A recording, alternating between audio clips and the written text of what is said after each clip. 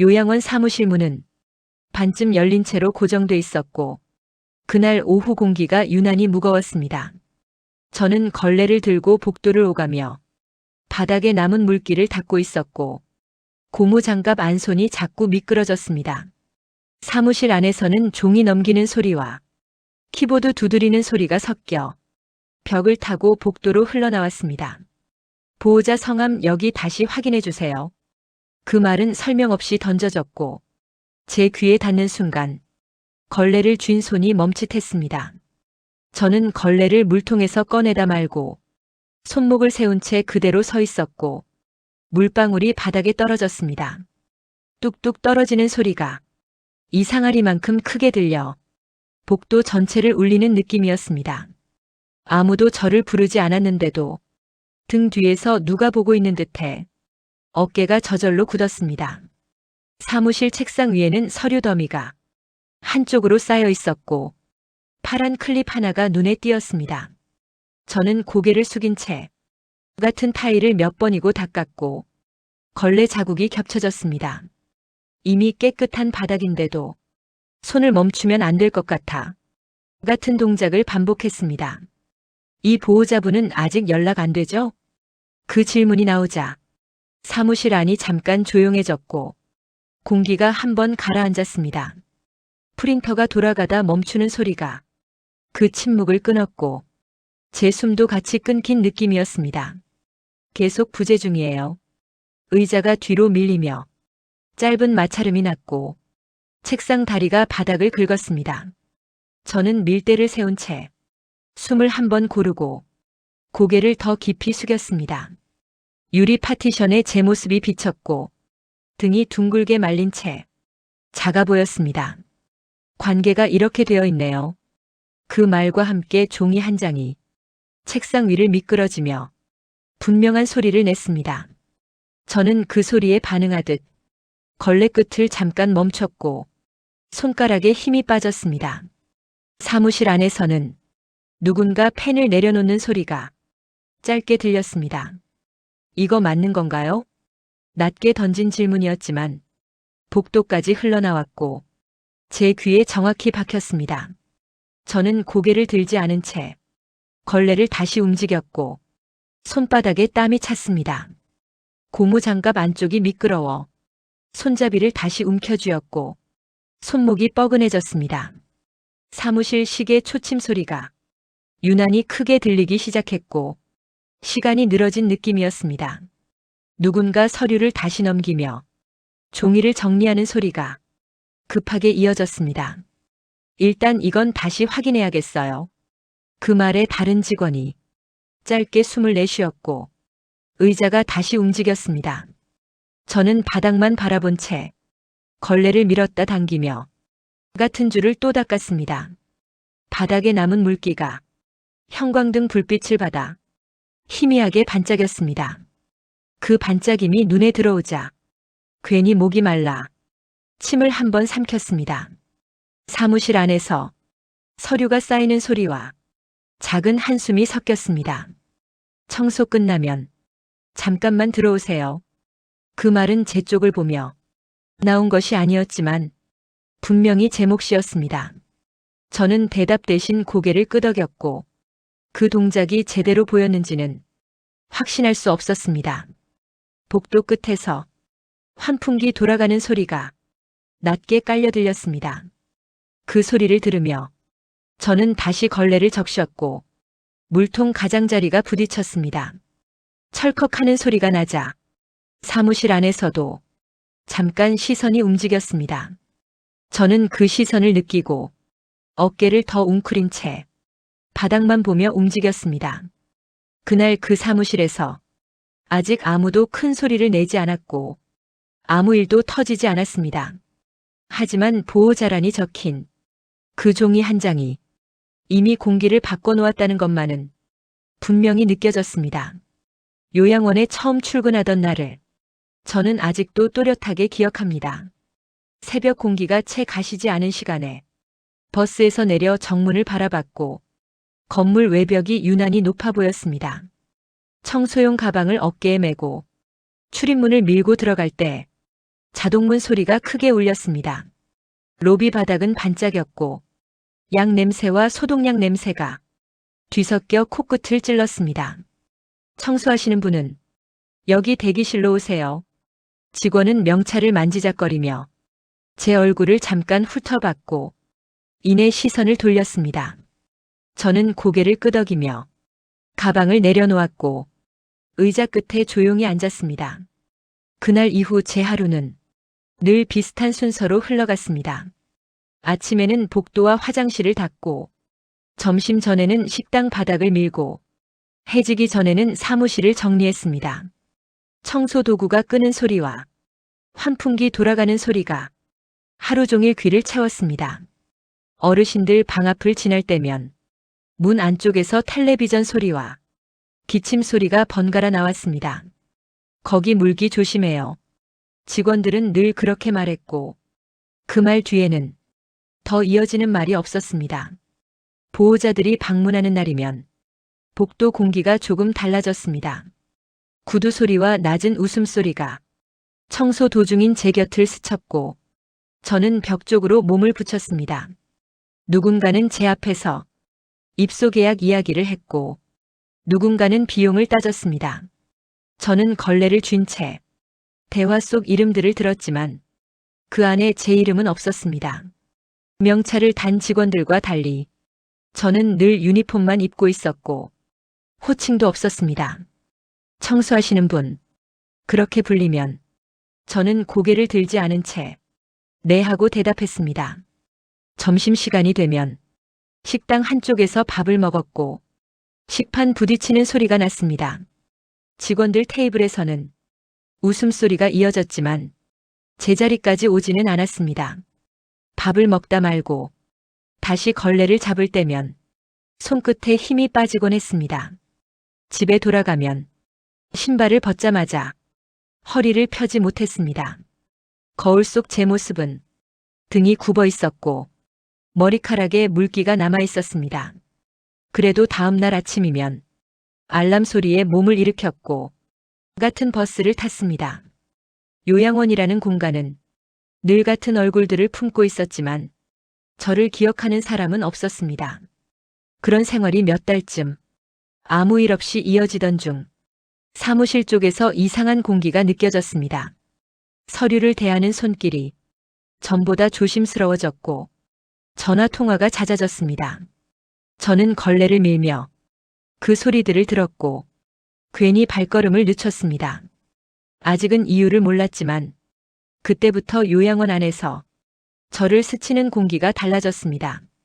그리고 그 변화 한가운데에 늘 사무실 서류함과 보호자라는 단어가 있었습니다. 그날 이후로 저는 사무실 앞을 지날 때마다 발걸음을 조금 늦췄습니다. 걸레를 미는 속도가 전보다 자연스럽게 느려졌고 귀는 늘 안쪽으로 열려 있었습니다. 사무실 문은 늘 닫혀 있었지만 틈새로 새어나오는 목소리가 전보다 자주 들렸습니다.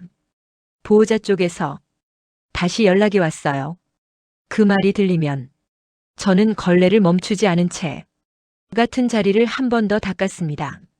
전화벨 소리가 울릴 때마다 사무실 안 공기가 짧게 긴장하는 느낌이었습니다.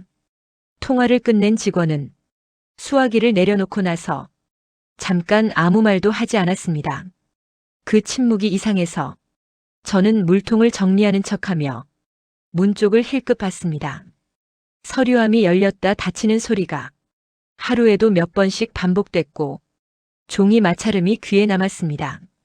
전에는 대충 넘기던 서류를 요즘은 두 손으로 잡고 한 줄씩 보는 모습이었습니다. 저는 바닥에 시선을 둔 채 그 변화를 전부 보고 있었고 모른 척해야 했습니다. 보호자 방문 시간도 어느 순간부터 일정하지 않았고 저녁 무렵이 잦아졌습니다. 구두 소리가 늦게까지 복도를 울리면 청소를 마친 뒤에도 집에 가지 못했습니다. 아직 안 끝나셨어요? 그 질문을 들으면 저는 고개를 끄덕이며 다시 걸레를 적셨습니다. 이상한 건 보호자들이 저를 전처럼 없는 사람처럼 대하지 않는다는 점이었습니다. 눈길이 한 번 더 오고 말끝이 잠깐 멈췄다가 다시 이어졌습니다. 저는 그 시선을 느끼면 괜히 손에 힘을 주며 걸레를 3개 쥐었습니다. 손바닥이 땀에 젖었고 고무장갑 안쪽이 점점 미끄러워졌습니다. 집에 돌아가서도 그날 들은 말들이 귀에서 쉽게 떨어지지 않았습니다. 밥을 먹다가도 숟가락을 내려놓고 천장을 한참 바라봤습니다. 아들에게 전화를 걸까? 몇 번이나 휴대폰을 들었다가 다시 내려놓았습니다. 괜히 말을 꺼냈다가 쓸데없는 걱정으로 보일까 봐서였습니다. 며칠 뒤에는 사무실 직원 한 명이 제 앞에서 서류를 떨어뜨렸고 급히 다시 주웠습니다. 종이가 바닥에 닿는 순간 적힌 글자가 잠깐 보였고 보호자라는 글씨가 눈에 들어왔습니다. 저는 고개를 숙인 채 못 본 척하며 걸레를 밀었습니다. 그날 이후로 사무실 근처 공기가 늘 무겁게 느껴졌고 발소리마저 조심스러워졌습니다. 아직 아무 일도 겉으로는 일어나지 않았지만 작은 쎄함이 쌓여가고 있었습니다. 그날 저녁 집에 돌아와서도 요양원에서 들은 말들이 머릿속을 떠나지 않았습니다. 현관에서 신발을 벗고 불을 켜는 순간까지 귀 안쪽이 웅웅거렸습니다. 부엌으로 들어가 냄비에 물을 올려두고도 불을 켜는 걸 한참 잊었습니다. 수도에서 떨어지는 물소리가 낮에 들었던 서류 넘기는 소리와 겹쳐 들리는 느낌이었습니다. 저는 식탁에 앉아 휴대폰을 손에 쥐고 아들 번호를 한참 바라봤습니다. 통화 버튼을 누르기 전까지 엄지가 화면 위에서 몇 번이나 멈췄습니다. 괜히 바쁜데 전화하는 건가? 쓸데없는 이야기로 신경 쓰이게 하는 건가? 그런 생각이 먼저 들었습니다. 그래도 결국 전화를 걸었고 신호음이 2번 울린 뒤 아들 목소리가 들렸습니다. 무슨 일이야, 엄마? 저는 바로 대답하지 못하고 주방 쪽을 한번 돌아봤고 말을 고르느라 숨을 고쳤습니다. 요양원에서 있었던 일을 처음부터 말하지는 못하고 서류 이야기부터 꺼냈습니다. 사무실에서 보호자란 이야기가 자꾸 나오는 것 같다고 조심스럽게 덧붙였습니다. 아들은 잠깐 듣더니 전화기 너머에서 짧게 웃는 소리를 냈습니다. 엄마가 좀 예민한 거 아니야? 그 한마디에 제 말이 중간에서 뚝 끊긴 느낌이었습니다. 저는 괜히 웃으며 아니라고 덧붙였고 말끝을 흐렸습니다. 아들은 회사 얘기를 꺼내며 통화를 자연스럽게 다른 쪽으로 돌렸습니다. 전화를 끊고 나니 집안이 갑자기 너무 조용해졌습니다. 냄비에서 물이 끓는 소리가 뒤늦게 크게 들려 가스불을 황급히 줄였습니다. 밥을 먹으면서도 숟가락이 몇 번이나 접시 위에서 멈췄습니다. 괜히 이야기 꺼냈다는 생각에 목 뒤쪽이 뻐근해졌고 입안이 바짝 말랐습니다. 다음 날 아침에도 버스를 타고 요양원으로 가며 어제 통화가 계속 떠올랐습니다. 괜히 눈치를 보는 제가 더 우스워 보일까봐 아무에게도 말하지 않기로 했습니다. 요양원에 도착해 유니폼을 갈아입고 나서도 사무실 쪽을 일부러 피했습니다. 서류함이 있는 방향으로 시선이 갈 때마다 고개를 급히 돌렸습니다. 말을 꺼내면 괜히 일을 키우는 사람처럼 보일 것 같았기 때문입니다. 그렇게 저는 아무 일도 없는 사람처럼 걸레를 잡고 하루를 보냈습니다. 하지만 말하지 않은 의심은 사라지지 않고 속에서 더 단단해지고 있었습니다. 며칠 뒤 아침 근무를 시작하며 저는 평소보다 일찍 사무실 쪽으로 움직였습니다. 밤새 비가 왔는지 출입문 바닥이 미끄러웠고 신발 밑창이 자꾸 걸렸습니다. 물기를 닦으려고 사무실 문 앞에 섰을 때 문이 조금 열려 있었습니다. 안에서는 아무 소리도 나지 않았고 형광등만 켜져 있었습니다. 저는 안을 보지 않으려 시선을 바닥에 둔 채 걸레를 밀었습니다. 그때 사무실 안쪽에서 서류를 옮기는 소리가 혼자 또렷하게 들렸습니다. 누군가 있는 줄 알고 잠깐 멈췄지만 아무 대답도 없었습니다. 걸레를 다시 움직이려다 책상 가장자리에 놓인 파일 하나가 눈에 들어왔습니다. 서류철은 반쯤 열려 있었고 맨 위 종이가 조금 삐져나와 있었습니다. 저는 고개를 들지 않은 채 걸레 손잡이를 쥔 손에 괜히 힘을 줬습니다. 그 상태로 한 발짝 앞으로 옮기자 종이에 적힌 글자가 시야에 스쳤습니다. 보호자라는 글씨가 굵게 적혀 있었고 그 아래에 이름이 보였습니다. 순간 숨이 멈춘 것처럼 가슴이 딱딱해졌고 걸레가 바닥에 닿은 채 움직이지 않았습니다. 그 이름은 요양원에서 들리던 이름이 아니라 제 기억 속에 남아있던 아주 오래된 이름이었습니다. 저는 그 자리에 선 채 고개를 더 숙여 글자를 다시 보지 않으려 했습니다. 눈으로 본 걸 머릿속에서 지우려 했지만 이미 늦은 느낌이었습니다. 사무실 안으로 누군가 들어오는 발소리가 들려 저는 급히 몸을 돌렸습니다. 아직 청소 중이세요? 직원의 말에 저는 고개를 끄덕이며 아무렇지 않은 척했습니다. 걸레를 적시러 물통 쪽으로 이동하는 동안 심장이 유난히 크게 뛰었습니다. 물에 손을 담그자 차가운 감촉이 전해졌고 그제야 손이 떨리고 있음을 느낄 수 있었습니다. 그날 이후로 저는 사무실 앞을 지날 때마다 그 서류철이 떠올랐습니다. 정확히 보지 않았다고 스스로에게 말했지만 머릿속 글자는 점점 또렷해졌습니다. 아직 아무에게도 말할 수는 없었고 확인할 용기도 없었습니다. 다만 그 순간 이후로 보호자라는 단어는 제게 그냥 지나칠 수 없는 의미가 되어 남았습니다. 그날 이후로 저는 아무것도 본 적 없는 사람처럼 하루를 보내기 시작했습니다.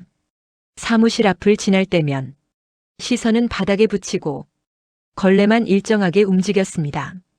누가 말을 걸어와도 필요한 대답만 짧게 하고 그 이상은 입을 열지 않았습니다. 요즘 조용하시네요. 그 말을 들었을 때도 저는 웃는 대신 고개만 끄덕이며 걸레를 다시 적셨습니다. 아침에는 더 일찍 나와 복도 끝부터 닦기 시작했고 사무실 근처는 맨 마지막으로 남겼습니다. 청소 순서를 바꿨다는 걸 아무도 눈치채지 못했지만 저는 그게 편했습니다.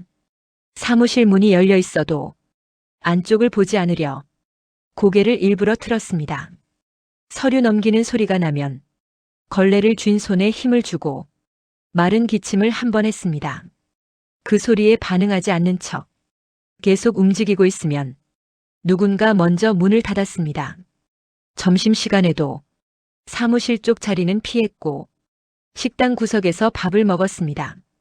숟가락을 들고 있어도 입으로 잘 들어가지 않았고 국물만 몇 번 떠먹었습니다. 밤이 되면 잠자리에 누워서도 낮에 본 서류철이 떠올랐습니다. 눈을 감아도 글자가 또렷하게 남아 쉽게 잠들지 못했습니다. 그래도 다음 날 아침이면 알람 소리에 몸을 일으켰고 아무 일 없던 사람처럼 출근했습니다. 요양원 사람들은 제 이런 변화를 눈치채지 못하거나 알고도 모른 척하는 듯 했습니다. 보호자들이 지나갈 때 저는 더 벽 쪽으로 붙었고 그 시선이 스치기만을 기다렸습니다. 가끔은 이렇게 아무 일 없이 지나가기를 바라는 마음도 속에서 올라왔습니다.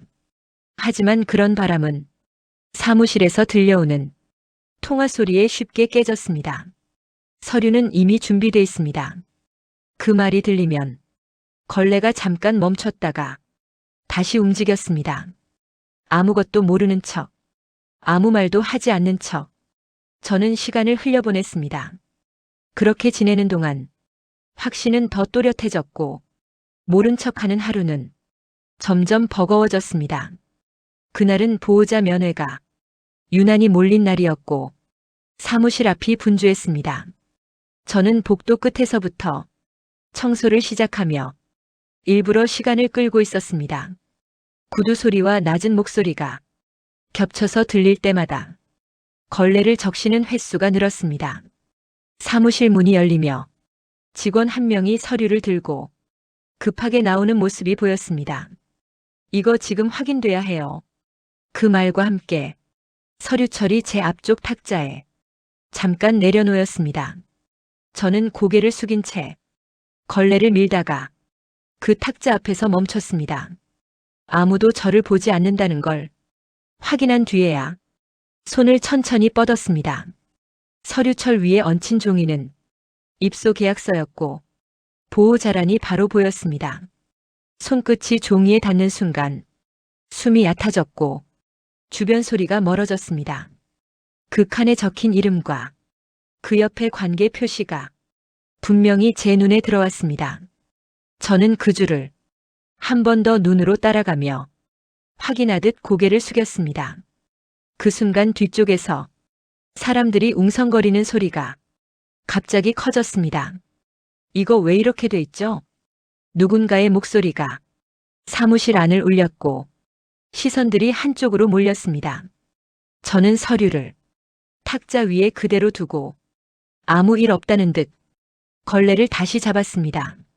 심장은 빨리 뛰었지만 손은 오히려 차분하게 움직였습니다. 사무실 안에서는 종이가 급히 넘겨지고 의자가 연달아 움직였습니다. 보호자 관계가 말이 끝나지 못한 채 공기가 한 번 뚝 끊긴 느낌이었습니다.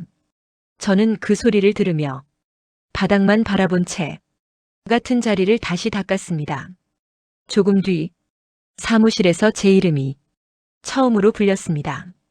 잠깐만요, 여기 좀. 그 부름에 저는 고개를 들었고 여러 시선이 동시에 제 쪽으로 향했습니다. 그 시선 속에서 저는 처음으로 도망치지 않기로 했습니다. 사무실 안으로 들어가라는 말에 저는 밀대를 벽에 세워두고 천천히 신발을 끌며 움직였습니다. 바닥에 남은 물기가 발밑에서 미세하게 미끄러졌고 균형을 잡느라 잠깐 멈췄습니다. 사무실 문을 넘는 순간 공기가 복도와 다르다는 게 몸으로 느껴졌습니다.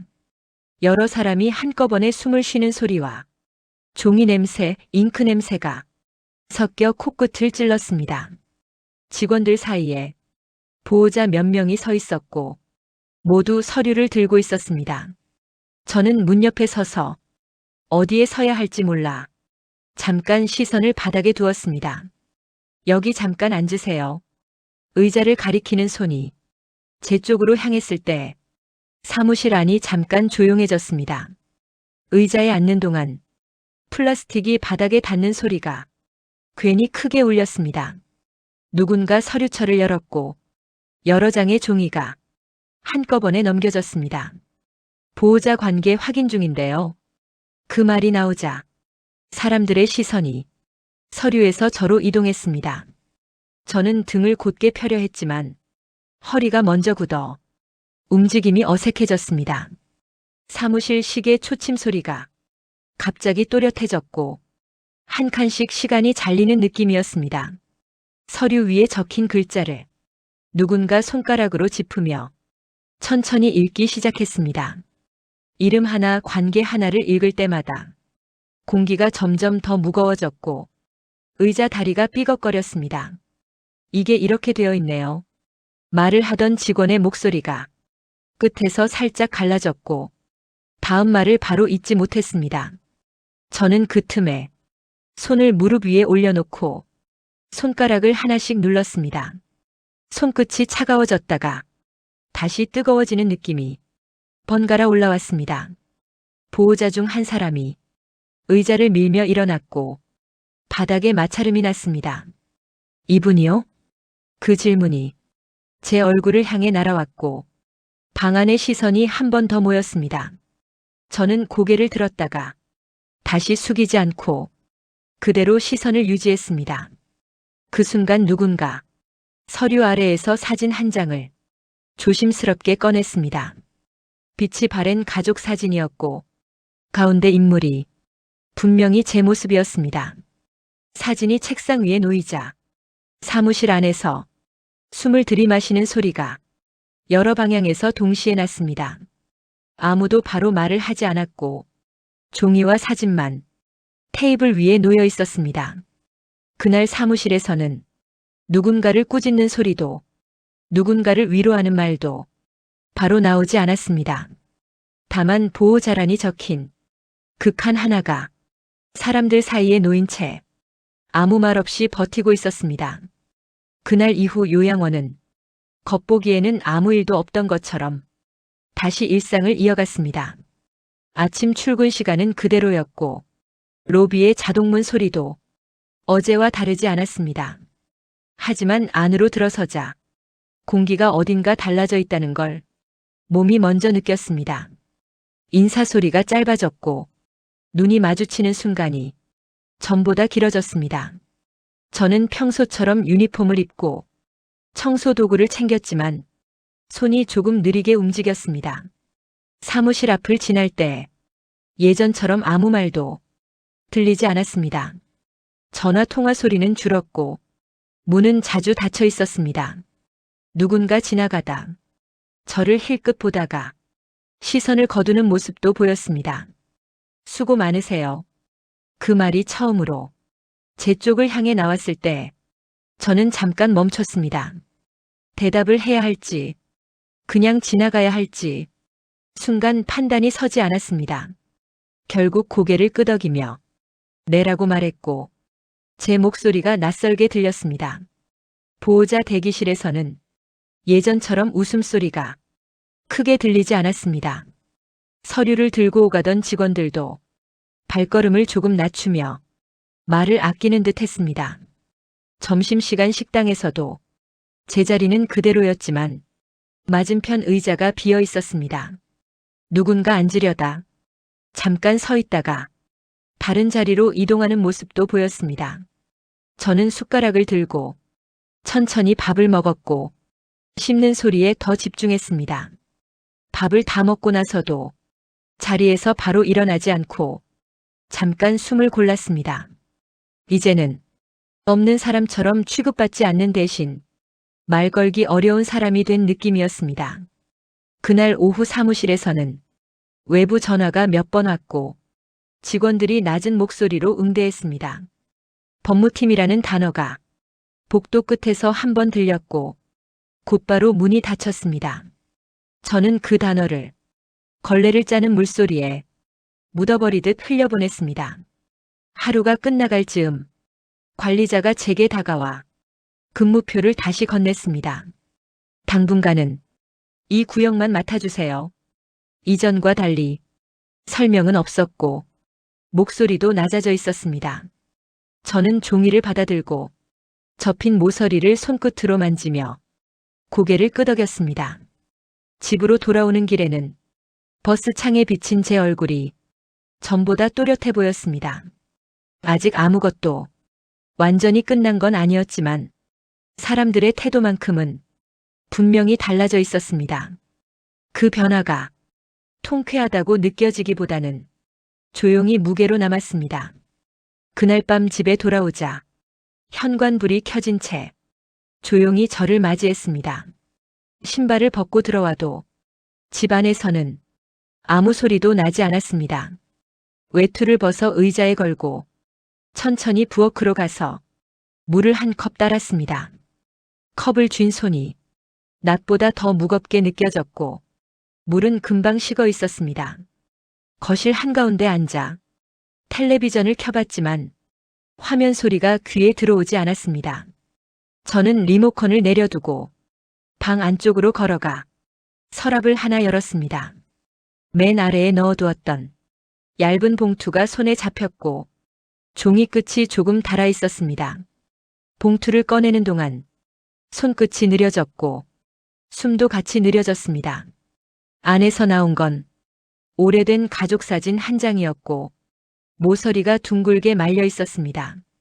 사진 속에는 젊었던 제 모습과 지금은 세상에 없는 얼굴들이 함께 담겨 있었습니다.